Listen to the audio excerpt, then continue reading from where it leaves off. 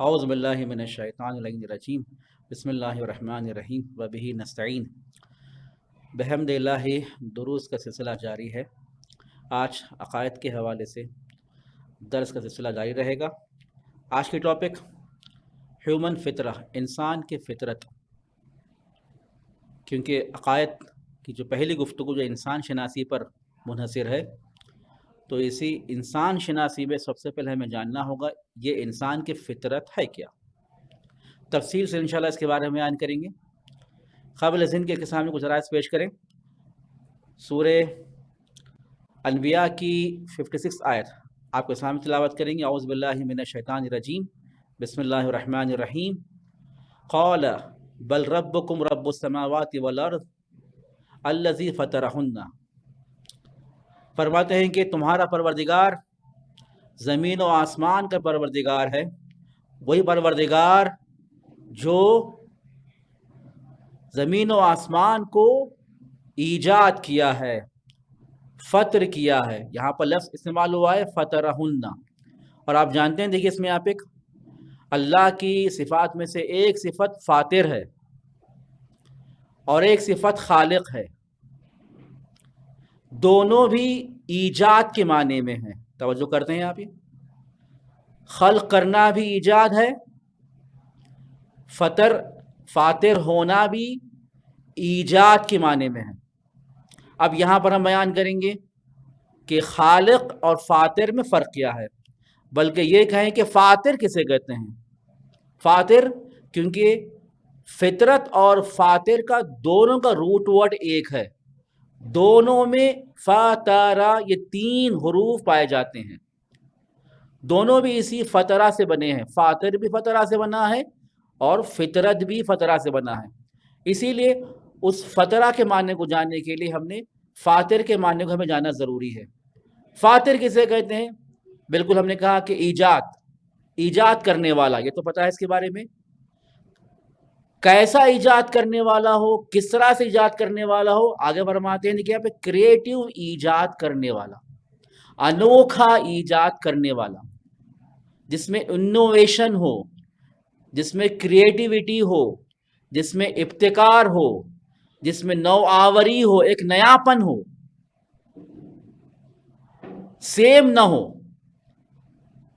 ایک نوآوری ہو، ایک کریٹیوٹی ہو، ایک انوویشن ہو، ایسے ایجاد کو ہم فاطر کہتے ہیں۔ اور آگے فرماتی ہیں دیکھیے یہاں پہ اس کے ساتھ ساتھ ایک تیسری شرط پائی جاتی ہے، وہ یہ ہے کہ انپریسیڈنٹڈ کریٹر، ایسا ایجاد کرنا جس کا کوئی سابق میں کوئی چیز مثال پائی نہیں جاتی۔ جیسے کہ ایک انجینئر ہے، نقشے کو دیکھتا ہے، اس نقشے کے تحت بلڈنگ بناتا ہے، یا ایک دوسری بلڈنگ کو دیکھتا ہے، دوسرے برج کو دیکھتا ہے، اس کو دیکھتے ہوئے ایک مشابہ بناتا ہے۔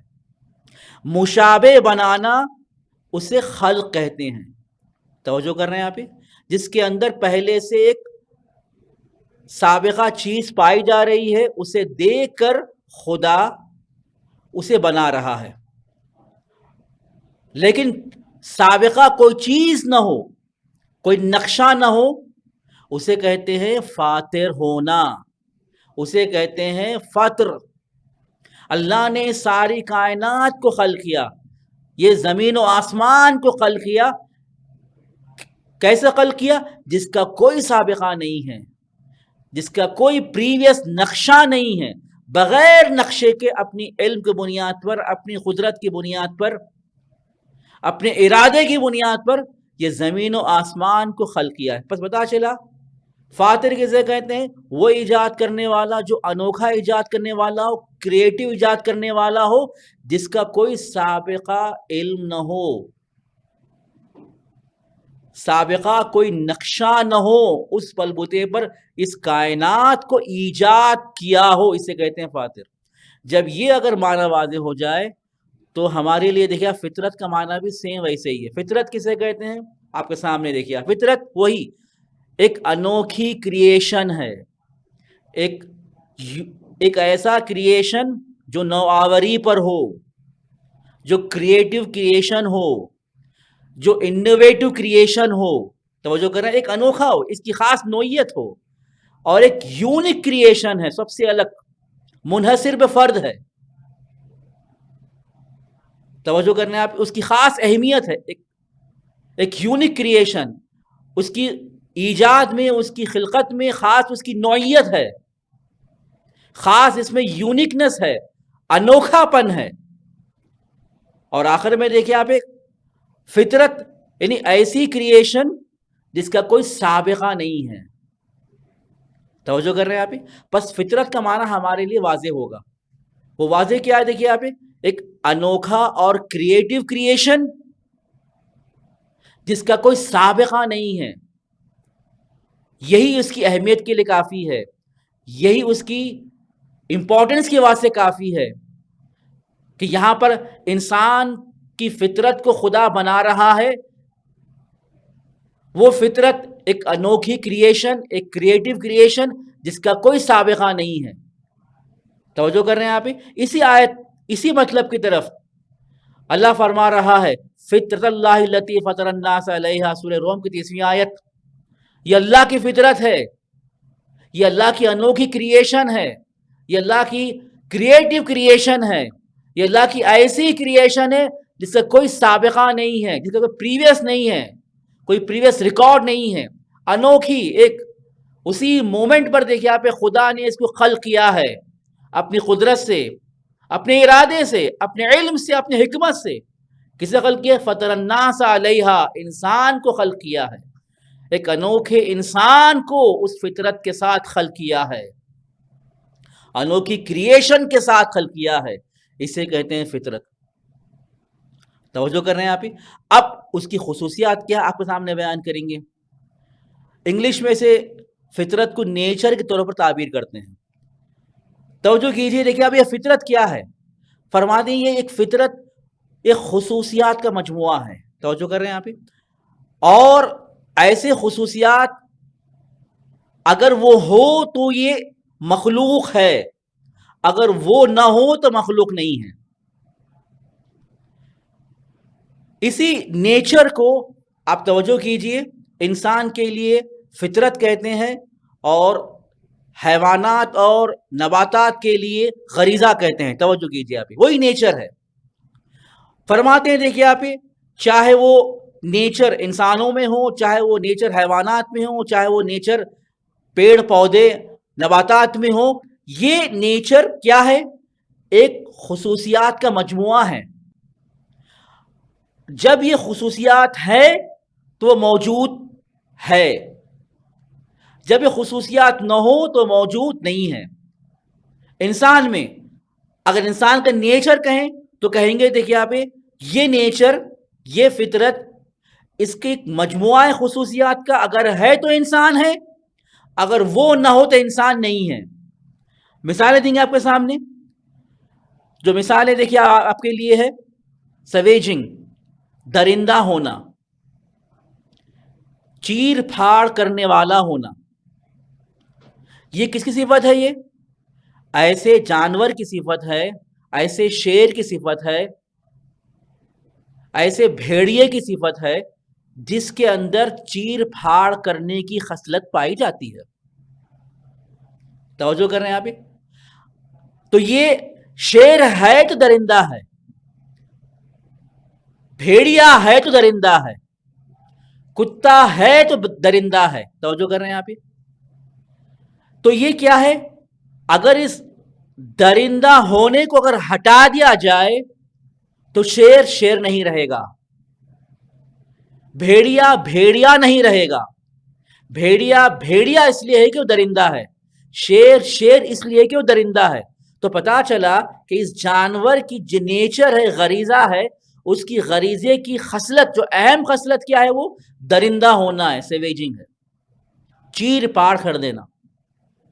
اور دوسری مثال دیکھیے اس میں یہاں پہ بائٹنگ، کترنا، کاٹنا. کاٹنا کس کے لیے؟ دیکھو آپ، سانپ کے لیے ہے، بچھو کے لیے ہے. فرماتے ہیں کہ اس بچھو کی غریزے میں ہے، نیچر میں ہے، اس سانپ کے نیچر میں کاٹنا ہے. تو کاٹنا ہے تو سانپ سانپ ہے، بچھو بچھو ہے. اگر اس کے اندر سے یہ خصوصیت کاٹنے کی ختم ہو جائے یا ہو ہی نہ ہو اول سے، تو سانپ سانپ نہیں رہے گا، بچھو بچھو نہیں رہے گا. تو فرماتے ہیں، دیکھیے اس میں یہاں پہ، تو یہ نیچر کا معنی سمجھ میں آ گیا. نیچر ایک مجموعہ ہے اس ایسے خصوصیات کا، تو وہ ہے تو وہ چیز موجود ہے، وہ نہ ہو تو چیز موجود نہیں ہے. تو فطرت بھی ایسے ہی ہے، فطرت بھی ایسے ہی کہ وہ بھی ایک خصوصیات کا مجموعہ ہے، کمبینیشن ہے. تو وہ خصوصیات ہے تو انسان ہے، اگر وہ خصوصیات نہ ہو تو انسان نہیں ہے. تو انسان کی فطرت کیا ہو گئی؟ وہ خاص ذاتی ایسنشیل فیچرز ہیں جو انسان کے لیے ضروری ہیں. اگر وہ فیچرز ہے تو انسان انسان ہے، وہ فیچرز نہ ہو، وہ ایسنشیل فیچرز نہ ہو تو انسان انسان نہیں رہے گا. تو فطرت کو اس خصوصیات سے پہچانیں گے.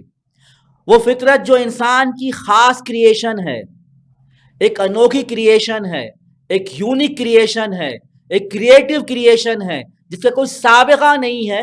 وہ انوکھی کریشن کی ایک ایسنشیل اور اس کی ذاتی خصلتیں ہیں، ذاتی فیچرز ہے جس کا ہونا ضروری ہے.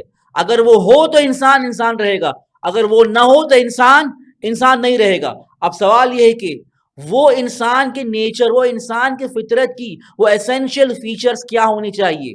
اب سوال، ضرورت مند ہونا، محتاج ہونا. اب انسان دیکھیے آپ، ایک غذا کا محتاج ہے، پانی کا محتاج ہے، سونے کا محتاج ہے، مکان کا محتاج ہے.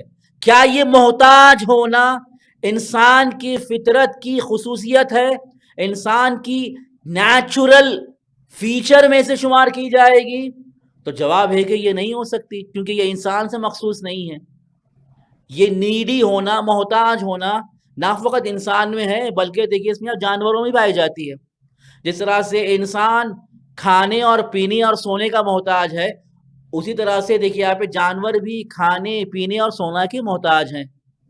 تو پتا چلا دیکھیے اس میں یہاں پہ یہ نیڈی انسان کی فطری فیچرز میں سے نہیں پا سکتی. ممکن ہے کہ یہ محتاج ہونا جانور کے اعتبار سے، حیوان کے اعتبار سے اس کی نیچرل فیچر بن سکتی ہے، اس کی ایسنشیل فیچر بن سکتی ہے، لیکن انسان کی ایسنشیل اور فطری فیچر قرار نہیں پا سکتی. جانور کے لیے ہو سکتا ہے، جانور کے لیے نیچرل فیچر ہے. کیوں؟ مجبور ہونا. اگر جانور مجبور نہ ہو تو جانور نہیں ہوگا. اب یہ اگر صفت انسان کے لیے فطری فیچر نہیں ہو سکتی، کیا یہ فیچر ہے جسم کا ہونا؟ جس طرح سے دیکھیے اس میں آپ ایک جسم ہے، بالکل انسان کے لیے جسم کا ہونا ضروری ہے. جب جسم نہ ہو، باڈی نہ ہو تو انسان نہیں رہے گا. تو فرماتے ہیں یہاں پر بھی دیکھیے آپ، یہ خصوص انسان سے مخصوص نہیں ہے، یہ انسان کی فطری اور ایسنشیل نیچرل فیچر میں سے قرار نہیں پا سکتی. کیوں؟ یہی باڈی کا ہونا، یہی جسم کا ہونا حیوان بھی پائی جاتی ہے، نہ فقط انسان کے لیے. انسان سے مخصوص نہیں ہے، کیونکہ ہم نے کہا فطرت کسے کہتے ہیں؟ یونیک ہو، انوکھی ہو. یہاں پر یہ صفت کامن بن چکی ہے. کامن چیز انسان کی فطرت نہیں بن سکتی، یونیک چیز، انوکھی چیز انسان کی فطرت بنے گی. یہاں پر کیونکہ حیوان بھی شامل ہے، ممکن ہے کہ دیکھیے آپ یہ صفت، یہ خصوصیت، یہ فیچر ان حیوان کے لیے نیچرل ایسنشیل چیز بنے گی لیکن انسان کے لیے نہیں بنے گی. اب یہاں پر سوال یہی اٹھے گا کہ پھر انسان کے لیے کیا ہوگی؟ انسان کے جو ایسینشیل اور نیچرل فیچر کیا بنے گی؟ Features of human nature.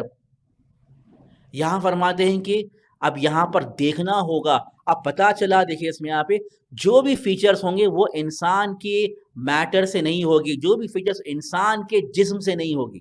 محتاج ہونا انسان کے جسم سے تھا، خود اس کا جسم رکھنا اس کی مادیت اور میٹیریلسٹک تھا. تو پتا چلا، دیکھیے اس میں یہاں پہ انسان کے جو فطری جو فیچرز ہیں، انسان کے جو نیچرل اور ایسینشل فیچرز ہیں، اس کے جسم سے مربوط نہیں ہیں، اس کے میٹر سے مربوط نہیں ہے، بلکہ بیونڈ میٹر ہے. اس کی روح سے اس کا تعلق ہے، اس کے اسپرٹ سے اس کا تعلق ہے. وہ کون سے فیچرز ہیں جو انسان کے اسپرٹ سے اس کا تعلق رکھتے ہیں، اس کے روح سے تعلق رکھتے ہیں، جس کے ہونے سے انسان انسان ہوگا. اگر وہ نہ ہو تو انسان انسان نہیں رہے گا. وہ کیا صفت ہے؟ پہلی صفت حق طلبی. اگر انسان ہے اس کی فطرت میں ہے کہ حق کی طرف جائیں، حق کی طرف تلاش کریں، سیکنگ ٹروتھ.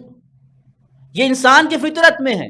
اگر کسی انسان میں حق طلبی نہ ہو، حق کی طرف دوڑ نہ ہو، حق کی طرف تلاش نہ ہو، سمجھے کو انسان نہیں ہے.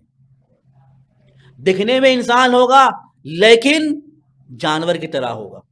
دوسری چیز سیکنگ جسٹس، عدالت طلبی، انصاف پسند.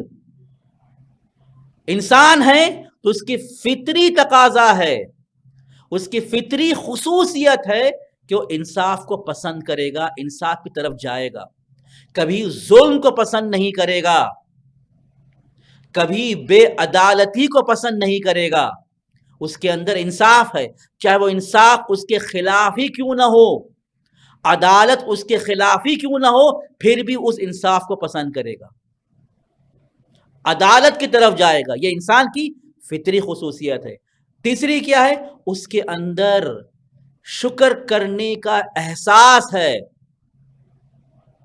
شکر کرنے کا احساس ہے، سپاس گزار ہے. نا شکر نہیں ہوتا.